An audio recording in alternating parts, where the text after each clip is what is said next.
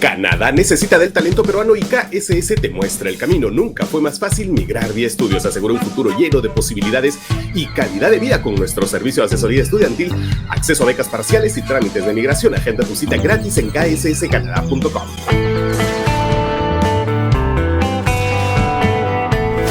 Hola, soy Marcos Cifuentes. Bienvenidos a La Encerrona, tu mini noticiero mañanero.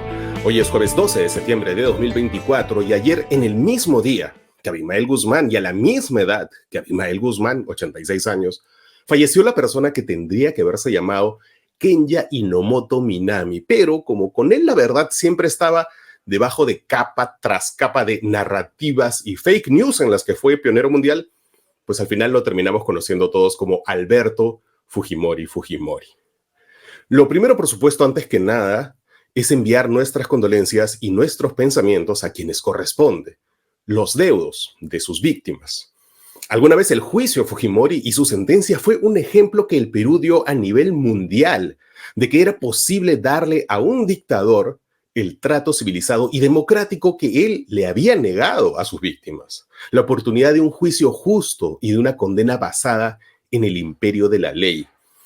Ese juicio a Fujimori fue el mejor ejemplo, la mejor representación de ese paréntesis democrático que fueron los primeros 3 lustros de este siglo. Y no es casualidad, y es más bien simbólico y sintomático, que la degradación de nuestra democracia coincida en su inicio en fechas como el indulto ilegal que PPK le concedió a Fujimori en la Navidad del 2018. Las fechas cuadran.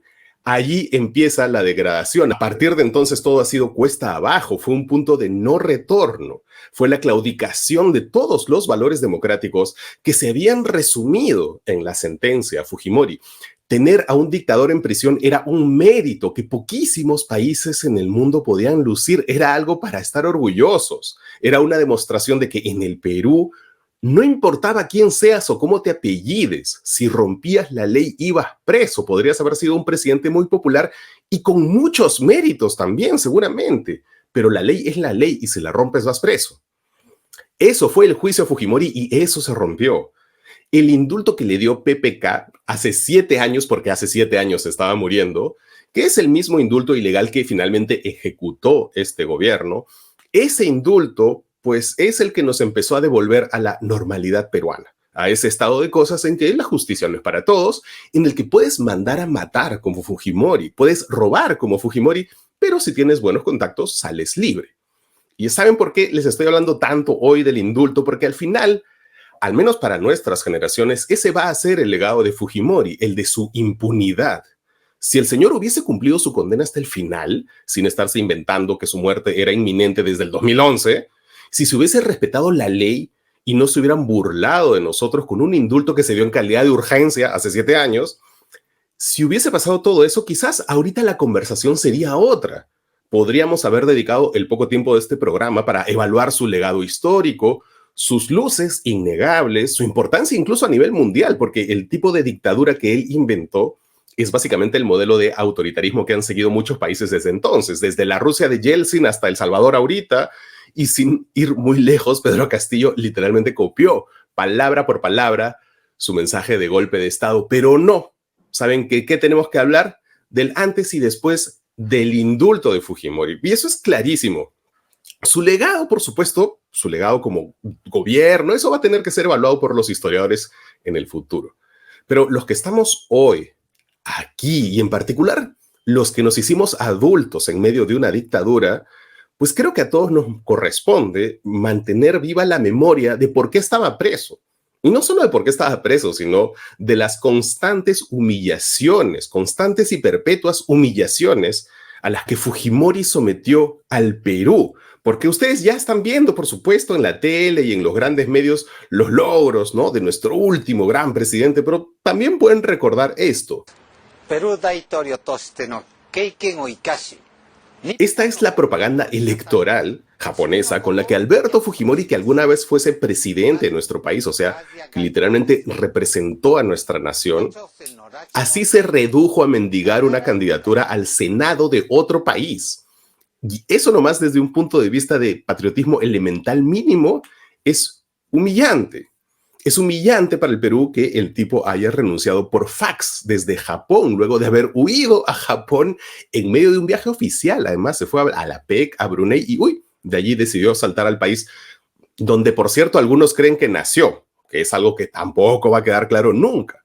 Ya les digo que su vida son narrativas y fake news una detrás de la otra. Así como el cuento de que el señor había nacido el 28 de julio, algo que evidentemente se había inventado precisamente para reforzar la narrativa de su peruanidad ante los cuestionamientos por su origen. Y la verdad es que yo creo que eso es lo que hacía particularmente irritante a Fujimori, que constantemente se inventaba cosas que al final eran una burla para la inteligencia de los peruanos. Desde sus orígenes, cuando era candidato y se escapaba de los debates mandando a su esposa a decir que se había intoxicado comiendo bacalao, hasta ya los últimos videos tras videos tras videos en todas las veces que aseguraba estar al borde de la muerte cuando estaba en prisión. Y por supuesto la burla máxima, insistir en que nunca supo del nivel de corrupción millonaria de Vladimiro Montesinos, lo que francamente de ser cierto pues lo convierte en un idiota. Más de 10 años sin saber que tu mano derecha está repartiendo millones de dólares del Estado en tu nombre. Miren, yo no me olvido nunca del video grabado por su propio hijo, Hiro, en el que inocentemente graba un complot que están armando Montesinos y Fujimori y su papá se da cuenta y le pregunta, ¿esa cámara tiene audio? Y los dos se ponen nerviosos. ¿Eso graba vos también, Hiro? Por cierto, ese video se grabó en los sótanos del CIN, donde Fujimori vivía. Y él se llevó allí a vivir a su familia, una locura. Y nadie nunca le preguntó por esto mientras era presidente, porque esa es otra cosa. Los medios completamente sometidos durante los 90. Las reporteras literalmente se echaban en la cama con Fujimori. Y no solo la prensa, toda la farándula que se hizo importante en esa década. Fujimori farandulizó el país. Fenómenos como Magali Medina o Laura Bozzo fueron totalmente funcionales al régimen y nacieron y proliferaron gracias a un control de medios digitales desde el servicio de inteligencia, y esto no lo digo porque se me ocurrió, es algo que está registrado en los Vladivideos, lo podemos ver todos. Por eso es que digo que los primeros años de este siglo fueron un paréntesis que se cerró. Hemos vuelto a la normalidad que impuso Fujimori. Cuando cayó Fujimori, hubo una reacción de la sociedad y tratamos de irnos al otro lado, pero eso ya pasó. Hemos vuelto a la normalidad. ¿Cuál es esa normalidad? Pues un discurso uniforme de la prensa, una opinión pública farandulizada, el sometimiento de las distintas instituciones del Estado uno por una, el desprecio al orden internacional, que por supuesto no les deja hacer todo lo que quisieran, pero sobre todo el desprecio por la vida de los que piensan distinto. Alberto Fujimori fue el responsable del asesinato de quién sabe cuántos inocentes, entre ellos un niño en Barrios Altos de 8 años y un adolescente de 17 en Pativilca. Los de Barrios Altos eran heladeros, celebrando una pollada. Se equivocaron de fiesta los del Grupo Colina y mataron a todos los heladeros. Los de Pativilca eran unos campesinos que un empresario quería desalojar. Pero hoy se ha normalizado celebrar esos asesinatos. Hace poco un futbolista salió a acusar a las víctimas de la cantuta de terroristas. Porque sí, porque se le ocurrió. Porque en esa universidad había mucho terruco, entonces seguro estos también eran terrucos. Ese discurso nefasto que utiliza el terrorismo para justificar los abusos del Estado, eso siempre se quedó durante ese paréntesis. Mucha gente lo reivindicó durante ese paréntesis, pero hoy se ha descaradamente instalado en el discurso habitual de todos nosotros y más grave todavía, por supuesto, en el discurso oficial del Estado peruano. A eso me refiero con la vuelta a la normalidad. Estamos en un país en el que el Estado mató a 50 personas hace menos de 2 años, las mató sin darles oportunidad de un juicio y van a escuchar a muchos decir, pues eran terroristas que se han marchando. Esa fujimorización de la opinión, sobre todo de los limeños, pero no solo de los limeños, a eso me refiero cuando les digo que hemos vuelto a la normalidad. Durante el paréntesis democrático les hubiera dado roche decir eso. Y por supuesto no hubiera habido una masacre así que quede impune, en la que no ha habido nadie preso. Han pasado casi 2 años y no hay nadie preso hasta ahora. Por supuesto, la última que va a ir presa es Dina, pero algún día irá. Espero, o me gustaría creer eso. Miren, ha muerto Fujimori un 12 de septiembre, murió sin terminar de pagar lo que hizo y deja un país en el que muchos, desde sicarios hasta la presidenta, sueñan y se inspiran en su impunidad. La impunidad que es el único legado permanente que ha dejado Alberto Fujimori. Ya volvemos con la crónica de ayer, aquí en El Encerrona.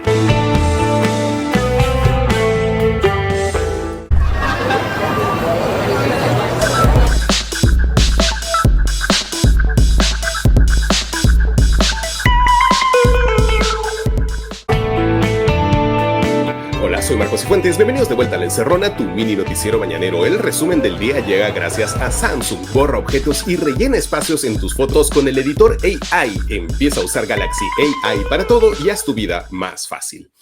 Y el gobierno de Dina Boluarte decretó anoche, casi a la medianoche, 3 días de duelo nacional por el fallecimiento del golpista y dictador. Y también han anunciado que le van a dar honras fúnebres de ex jefe de Estado. Es más, Keiko anunció que a partir de hoy a las 11, Fujimori va a ser velado en el Museo de la Nación durante 2 días y recién el sábado será enterrado en el cementerio Campofé de Huachipa.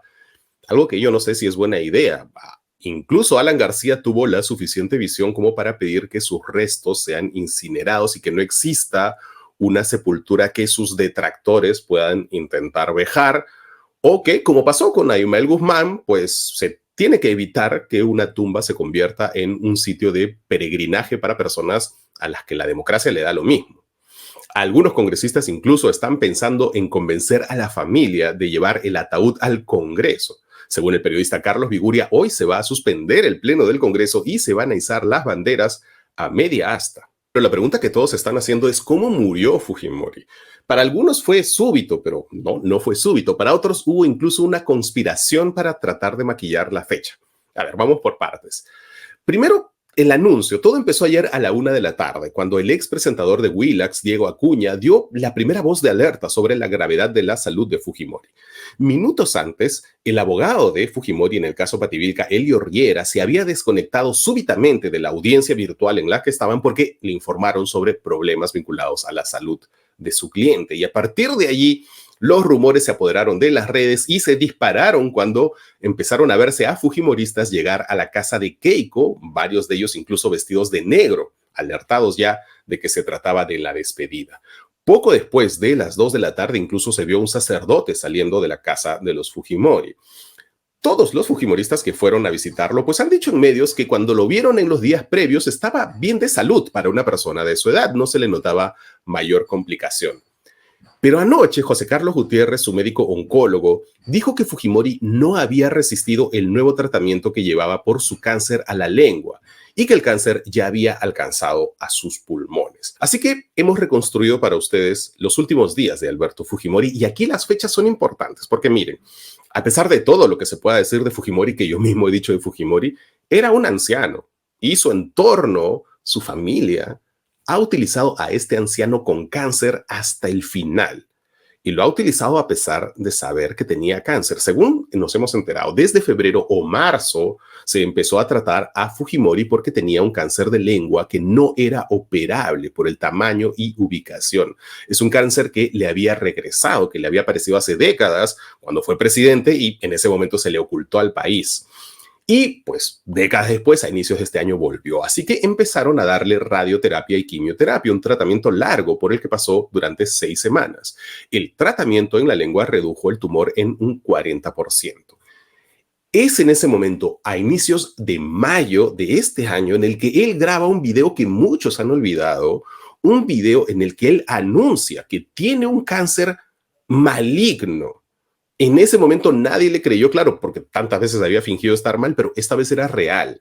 Y eso lo sabía su familia. Su familia sabía que el cáncer maligno era real.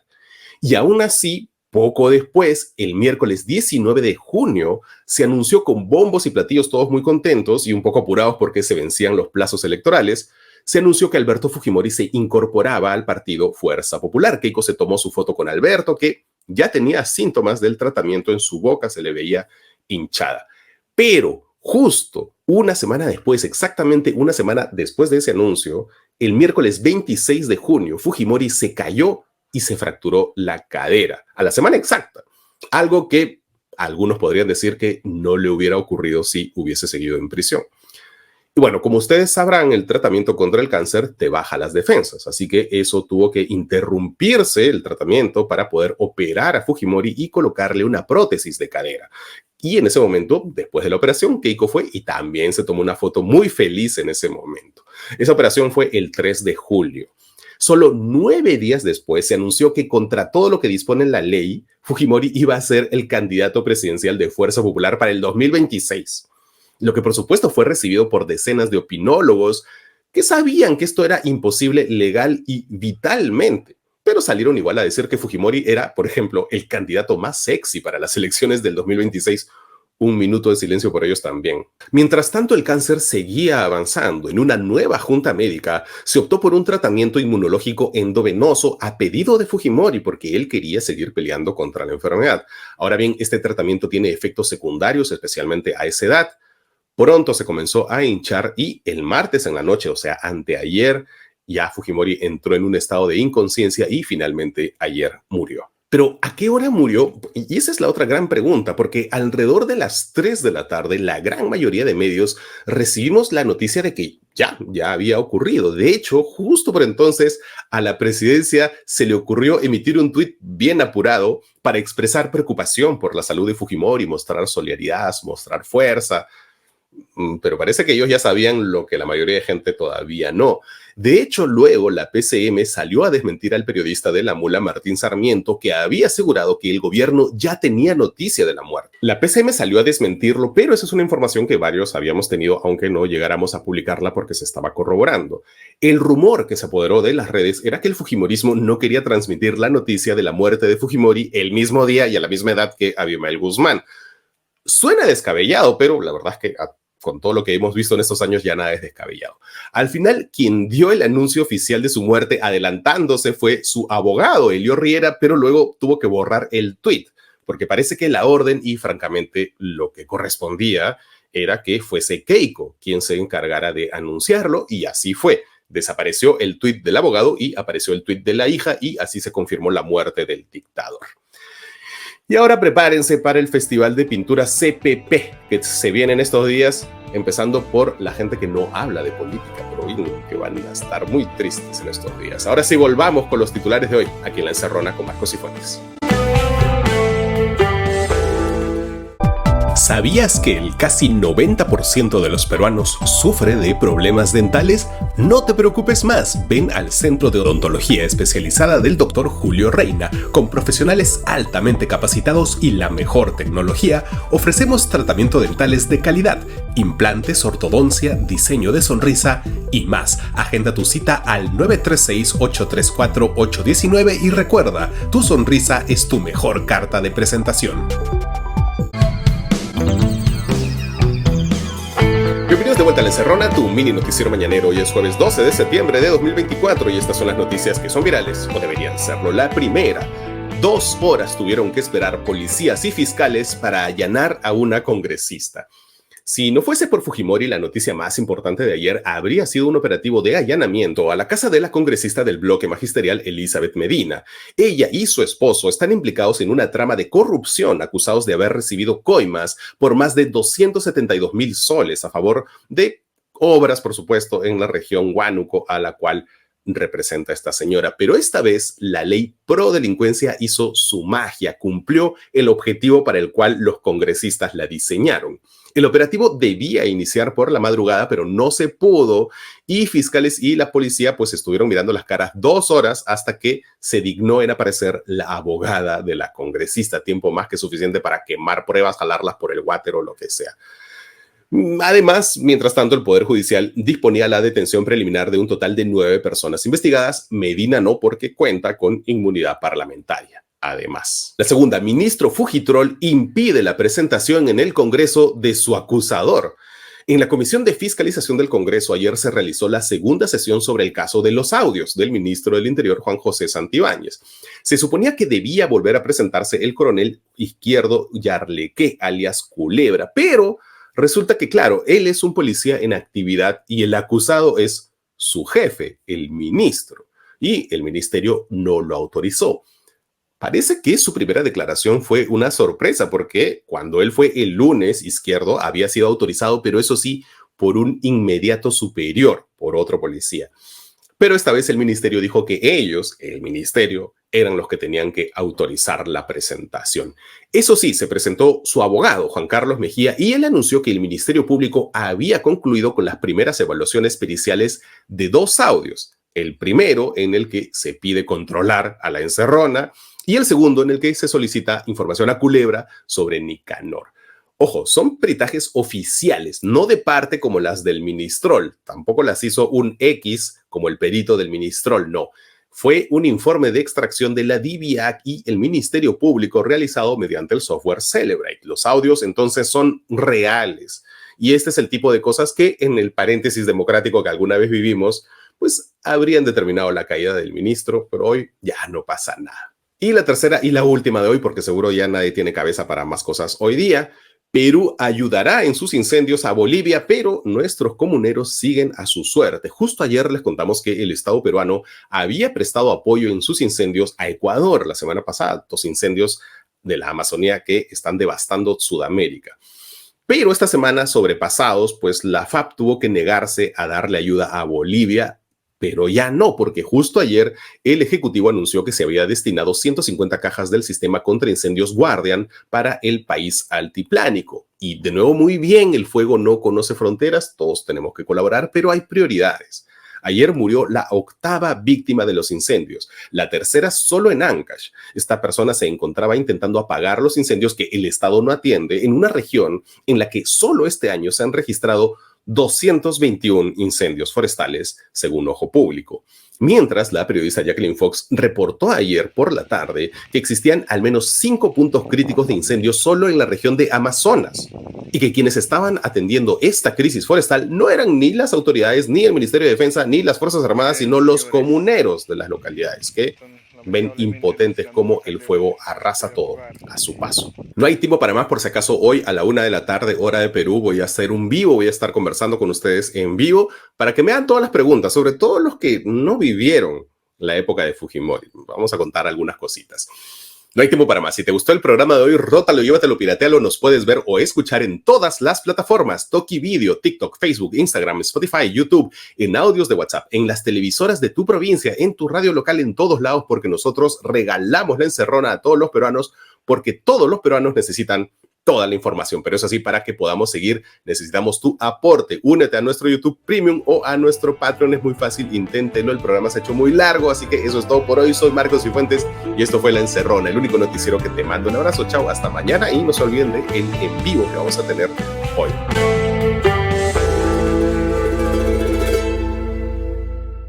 La Encerrona llegó a ustedes gracias al Instituto de Neuroestimulación de Lima. Somos pioneros en el Perú en aplicar la estimulación magnética transcraneal para tratar la depresión, bipolaridad, estrés postraumático y otros trastornos neuropsiquiátricos con equipos de última generación. Estamos en calle Arica 638 Miraflores. Más información al 620-9000 o visítenos en inelperú.com.